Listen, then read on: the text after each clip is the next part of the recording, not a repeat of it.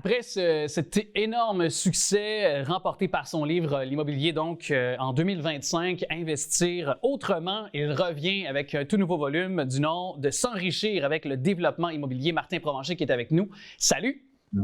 Bonjour! Merci d'être avec nous. Bon, évidemment, je vais résumer rapidement, mais bon, ce livre nous invite pour les futurs peut-être promoteurs, développeurs dans la réalisation de projets respectueux, soit dans les règles de l'art, de l'environnement. Pourquoi cette facette-là vous a intéressé dans ce volume-là? Parce que le développement immobilier, c'est un secteur où un peu tout le monde apprend sur le tas. Comme j'ai 35 ans d'expérience, j'ai vu le développement aussi des règlements municipaux, des règlements environnementaux. Puis, je tenais peut-être à rectifier un peu le tir parce que, ultimement, les projets de développement qu'on fait, l'objectif à la fin, c'est que les gens, des êtres humains, aient un toit au-dessus de la tête. Donc, c'est important que ça soit bien fait. Puis, j'ai voulu peut-être recadrer un peu là, cette industrie-là en partageant mon expérience. Mais justement, je me disais, parce que j'ai lu quand même votre livre, bon passage, mais puis la question ultimement, c'est celle-ci, je pense. Qu'est-ce que c'est un projet de développement immobilier qui se fait dans l'harmonie? Donc, de façon d'avoir un équilibre entre, évidemment, peut-être faire accroître, bon, pour les municipalités, on comprend une perception de taxes, tout ça, mais en même temps aussi en respectant l'environnement. Oui, bien ça, c'est important parce que c'est peut-être le volet le plus important, en fait. Le ministère de l'Environnement est là. Normalement, on doit engager des urbanistes et des biologistes pour faire en sorte de respecter le milieu. Puis, si on oublie la notion de profit à tout prix, il y a moyen d'encadrer le projet pour faire en sorte que à la fin, ça soit convivial, ça soit vivable. Puis on peut aussi replanter des arbres là, autour des habitations. Il y a toutes sortes de façons de faire qui ont évolué positivement, qui permettent là, d'avoir un milieu de vie, un projet à la fin là, qui n'est pas dénaturé. Oui, mais en même temps, donnez-nous quelques exemples que vous donnez dans le livre. Peut-être justement, vous avez dit planter des arbres, mais aussi, j'ai l'impression, en tout cas, de plus en plus, c'est une demande aussi d'avoir à la fois des appartements aussi à prix modique pour ceux qui sont peut-être moins aisés aussi quand on veut développer un nouveau peut-être projet pour des promoteurs immobiliers. Oui, parce que clairement, là, l'accessibilité, c'est un dossier social et économique qui revient régulièrement.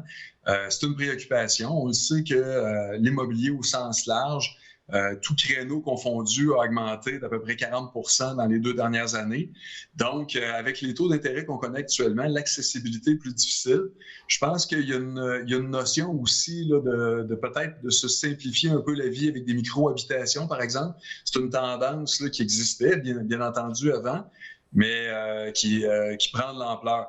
Donc, si on parle d'abordabilité, parce que dans le fond, le logement à prix modique, c'est un peu ça, de réduire un peu les superficies, d'augmenter les espaces communs, c'est des façons d'y arriver, là, ultimement. Puis, quand on lit votre livre, on se rend compte que votre livre ne s'adresse pas seulement que, je pense, aux promoteurs, je pense que, ou bien aux courtiers. Tu sais, je pense que c'est vraiment même les municipalités, parce qu'on s'entend qu'on est beaucoup dans ce sujet de densification urbaine. Ces temps-ci, on est encore là-dedans. On en parlait avant la campagne électorale provinciale de l'automne dernier. On en parle plus que jamais maintenant. Donc, je pense que nos élus peuvent prendre des notes là, dans votre livre, je pense. Possiblement. Ce ne serait pas une mauvaise idée de leur suggérer. Vous avez bien raison. En même temps, aussi, de donner un peu mes conseils ou la procédure pour faire un bon projet pour les développeurs, ça, c'est une chose.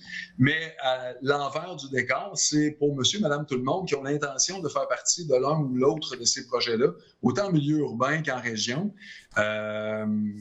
Les gens peuvent, en lisant mon livre, dans le fond, s'instruire, puis avoir des connaissances eux-mêmes pour vérifier et comprendre l'envers du décor. Ouais. Poser les meilleures questions, ultimement.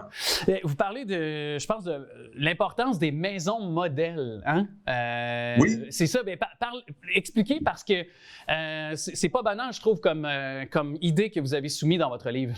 Bon, bien, effectivement, les maisons modèles, c'est de faire un pas de plus dans le projet de développement. C'est de mettre encore plus de vie. Donc, ça inspire les gens quand ils viennent visiter, ils voient de quoi peuvent avoir l'air finalement un produit fini, un terrain construit.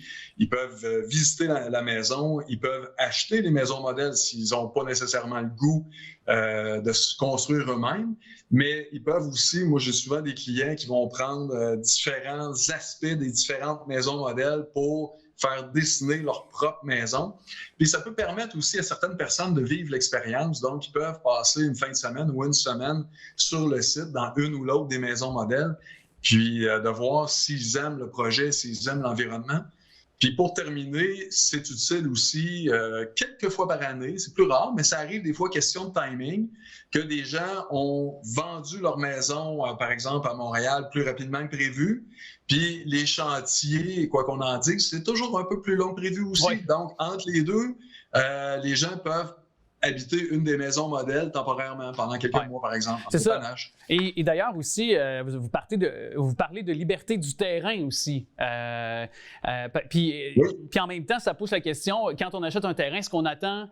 Des fois, c'est sûr, sous certaines juridictions des villes, on a un délai prescrit pour pouvoir se construire, mais quand on a la possibilité, est-ce qu'on attend plus longtemps, on construit tout de suite? Je comprends qu'il y a toujours une question de coût puis de savoir si on a les moyens aussi de nos ambitions, mais quand même, quelles sont un petit peu vos observations là, en 2 minutes?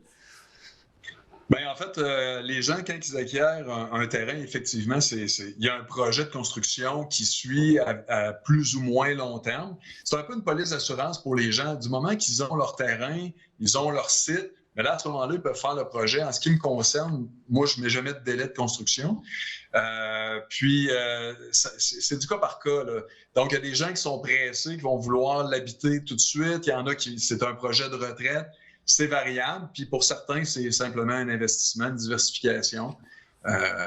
Donc, comme ça ne demande pas d'entretien en soi, ça peut être une bonne idée pour diversifier mon portefeuille aussi. C'est ça, comme vous dites, ça peut être un bon capital à court moyen terme si on veut. Bien, on sait que l'immobilier, c'est la meilleure protection contre l'inflation qui a cours en ce moment. Oui, tout à fait. Et si on veut peut-être se construire une résidence secondaire, peu importe, pour un projet domiciliaire, pour une résidence principale.